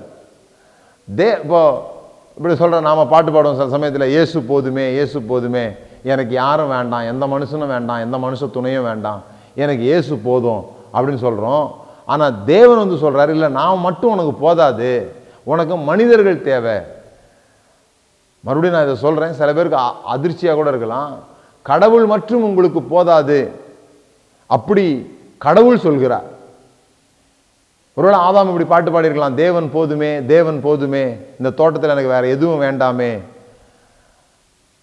தேவன் போதுமேன்னு சொல்லும்போது தேவன் சொல்றாரு, இல்லை நீ தப்பா புரிஞ்சுக்கிட்ட, நான் மட்டும் உனக்கு போதாது, நீ தனியாக இருப்பது நல்லதல்ல, உனக்கு ஏற்ற துணையை உண்டாக்குவேன். இங்கெல்லாம் மதங்கள் தான் நம்மளை என்ன சொல்லுதுன்னா, நீ யாரையும் எந்த மனுஷனையும் நம்பாத, எந்த மனுஷனும் உனக்கு தேவையில்லை, கடவுள் மட்டும் போதும், கடவுள் மட்டும் போதும்னு சொல்லி ஒரு மாயையை உருவாக்குது. ஆனால் வேதம் அப்படி மாயையை உருவாக்கலை. வேதம் சொல்லுது, உனக்கு மனிதர்கள் தேவை, ஸோ நீ மனிதர்களை தேடு, மனிதர்களோட உறவாயிரு. God is relational. அதனால தான் இயேசு வந்தபோது முழுசுமே மனிதர்களோடு கூட அன்பு கூறுறதை பற்றி, சத்துருக்களை சிநேகிக்கிறத பற்றி, உறவை சரி பண்ணுறதை குறித்து, சகோதரன் பேரில் சகோதரனுக்கு குறை உண்டானால், உன் சகோதரன் பேரில் உனக்கு குறை உண்டானால் நீ போய் பலிபீடத்தில் வச்சுட்டு முதல்ல அவனை போய் சரி பண்ணு, மனித உறவுகளை சீர்படுத்துவதை குறித்து இயேசு அதிகமாய் பேசுகிறத நம்ம பார்க்குறோம். ஏன்னு சொன்னால் தேவனுடைய உள்ளம் அது, அப்படி தான் அவர் உலகத்தை உண்டாக்குனார். அதை தான் நம்ம இந்த ஆதியாகமம் 1-2 நம்ம பார்க்குறோம்.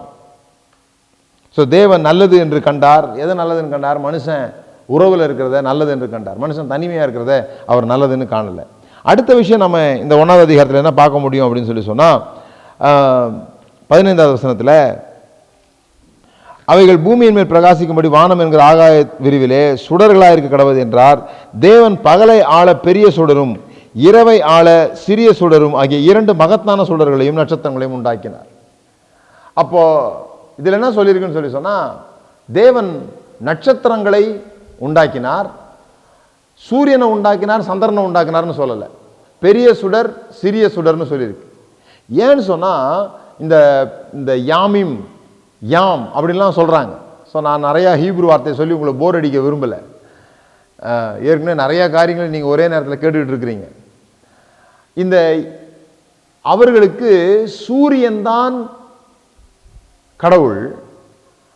அந்த சூரியன் இங்க எழுதுனா அவங்க கடவுள் பேரை எழுதுன மாதிரி இருக்குன்னு சொல்லி வேணும்னே இவர் என்ன பண்றாரு, பெரிய சுடர் அப்படி சொல்றாரு. இப்போ நான் கொஞ்ச நேரத்துக்கு முன்னாடி ஒரு கேள்வி கேட்டேன், முதல் நாள் வெளிச்சம், 4வது நாள் சூரியன், இது எப்படி சாத்தியமாகும் அப்படின்னு சொன்னா, இது சாத்தியமாகுமா ஆகாதன்றதுக்காக இந்த அதிகாரம் கிடையாது. இவர் சொல்றாரு, நீங்க சூரியன் தான் பெருசுன்னு நினைச்சிட்டு இருக்கிறீங்க, சூரியனால தான் எல்லாம் நடைபெறுதுன்னு நினைக்கிறீங்க.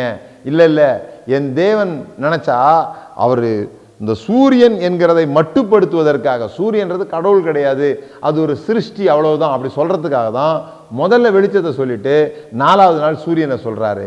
சயின்ஸ் ப்ரூஃப் பண்றதுக்காக இல்லை. அவருடைய நம்பிக்கை சூரியன் கடவுள், சூரியன் தான் மையம், சூரியனை சுற்றி தான் எல்லாம் நடக்குது அப்படின்னு அவங்க நினைச்சிட்டு இருந்த போது இவர் சொல்றாரு, இல்லை இல்லை, சூரியன் அல்ல, சூரியனை உண்டாக்கினதே கடவுள் தான். அதுக்கு பேர் அவர் சூரியன் கூட வைக்காம நிலான்னு சொல்லாம பெரிய சுடர் சிறிய சுடர் அப்படின்னு சொல்றதை நம்ம பார்க்க முடியும். அதுபோல நீங்க பார்த்தீங்கன்னு சொன்னா 21வது அதிகாரத்திலலாம் மகா மச்சங்களையும் ஜலத்திலே தங்கள் தங்கள் ஜாதியின்படி திரளான ஜனவிக்கப்பட்ட சகலவித நீர்வாழும் ஜந்துக்களையும் மச்சங்கள்னு சொல்லியிருக்கு, நீர்வாழும் ஜந்துக்கள்னு சொல்லியிருக்கு, ஜீவ ஜந்துக்கள் நீந்தும் ஜீவ ஜந்துக்கள் அந்த அங்க அதெல்லாம் சில விஷயங்களை தேவன் அங்க சொல்றாரு. இப்போ நம்ம பார்க்க நமக்கு நேரம் இல்லை. ஆனால் 26வது வசனத்தில் பின்பு தேவன் நமது சாயலாகவும் நமது ரூபத்தின்படியையும், இதை சில சமயத்தில் ட்ரினிட்டிக்கு ஒப்பிட்டுறாங்க நமதுன்னு போட்டிருக்கிறதுனால. ஆனால் மோசேவும் இஸ்ரவேல் ஜனங்களோ ட்ரினிட்டியை நம்பலை. திருத்துவ தேவன் 3 தேவர்கள் எல்லாம் அவங்க நம்பலை, ஒரே தேவன் தான் நம்பினாங்க. நான் திருத்துவத்தை நம்புகிறேன், நான் பிதாகுமாரன் பரிசுத்தாவியாகிய திரியேக தேவனை நான் நம்புகிறேன். நான் நம்புறேன்றதுக்காக இந்த இடத்துல அதான் சொல்லிருன்னு அர்த்தம் கிடையாது. இயேசு சொன்னார் பிதா குமாரன் பரிசுத்தாவின் நாமத்தினாலே ஞானஸ்தானம் கொடுங்கள்னு சொன்னார். பவுல் அதை பற்றி எழுதியிருக்காரு. ஞானஸ்தானம் இடத்துல நம்ம அதை பார்க்குறோம். பிதாவாகிய தேவன், குமாரனாகிய இயேசு, பரிசுத்தாவாகிய தேவன், இவர்களை நம்ம மற்ற இடங்களெல்லாம் பார்க்குறோம். ஆனால் இங்கே நமதுன்னு எழுதப்பட்டிருக்கிறது திருத்துவத்திற்காக அல்ல. இதை குறித்து பல வகையான கருத்துக்கள் இருக்குது. இந்த வசனத்தை குறித்து பல வகையான கருத்துக்கள் இருக்குது. நான் அதில் எதை பார்க்குறேன்னு சொன்னால், தேவன் இப்போ சில பேர் இப்படி சொல்கிறாங்க, நாம் சொன்னோம் நமது அப்படின்னு சொல்லுவாங்களா ராஜாக்கள்லாம் பேசும்போது, நமக்கு தெரியும் அப்படி சொல்லுவாங்க. அதுபோல் ஒரு மெஜஸ்டிக் வேர்டு அது அப்படி சொல்கிறாங்க. சில பேர் சொல்கிறாங்க நமது சாயலின்படின்னு சொல்லி ஏற்கனவே எதெல்லாம் உண்டாக்கி வச்சுருந்தாரோ அதெல்லாம் சேர்த்து பேசுகிறாரு நமது சாயலின்படின்னு சொல்கிறாங்க. இதெல்லாம் ஒத்துக்கொள்ள முடியாததாக இருக்குது. ஆனால் ஒரு கருத்து என்னன்னு சொன்னால், மனுஷன் தனிமையாக இருப்பது நல்லதல்ல அப்படின்னு சொல்ல போகிறார் ஆண்டவர். அது அடுத்த அதிகாரத்தில் வரப்போகுது. அவன் மனிதன் உறவோடு கூட இருக்கணும் அப்படின்னு சொல்கிறதை காட்டுவதற்காக, அப்போ மனிதன் உறவோடு கூட இருக்கணும்னா தானும் உறவாக காண்பிக்கணுன்றதற்காக நமது என்று பேசுகிறார் என்ற கருத்து என்னால் ஒரு 8-9 கருத்து இந்த வசனத்தை வச்சு இருக்குது. அதில் நான் ஆதரிக்கிற கருத்து இந்த கருத்து. அதுக்கப்புறம் நீங்கள் பார்த்தீங்கன்னா, தேவன் தம்முடைய சாயலாக மனுஷனை சிருஷ்டித்தார், அவனை தேவ சாயலாகவே சிருஷ்டித்தார். இமேஜ், தேவனுடைய இமேஜ் மனுஷன். இதை புரிந்து கொள்ளணும். இதை குறித்து அடுத்த செஷனில் நம்ம தொடர போகிறோம். ஆதியாகமம் இதோட முடியல, அடுத்த செஷனில் நம்ம தொடருவோம். அங்கே இந்த இமேஜ் ஆஃப் காடை குறித்து நான் அதிகமாக பேசணும். ஏன்னு சொன்னால் இதெல்லாம் ரொம்ப புரிந்து கொள்ளணும். வேதாகமத்தில் இந்த முதல் 4 அதிகாரம், ஆதியாகமத்தினுடைய முதல் 4 அதிகாரத்தை புரிந்து கொண்டோமானால் பல விஷயங்கள் புரிந்து கொள்ள முடியும். 3வது அதிகாரம் 4வது அதிகாரம்லாம் ரொம்ப முக்கியமான அதிகாரங்களாக இருக்குது. அதை புரிந்து கொண்டால் தியாலஜிக்கலாக இப்போ நம்ம புரிஞ்சு வச்சிருக்கிறதுக்கும் அதுக்கும் உள்ள வித்தியாசங்களை நம்ம புரிந்து கொள்ள முடியும். மனிதர்களை குறித்து, மனிதர்களுடைய இயல்புகளை குறித்தெல்லாம் அதில் எழுதப்பட்டிருக்குது. தொடர்ந்து சந்திப்போம். 5வது செஷனில் உங்களை சந்திக்கிறேன்.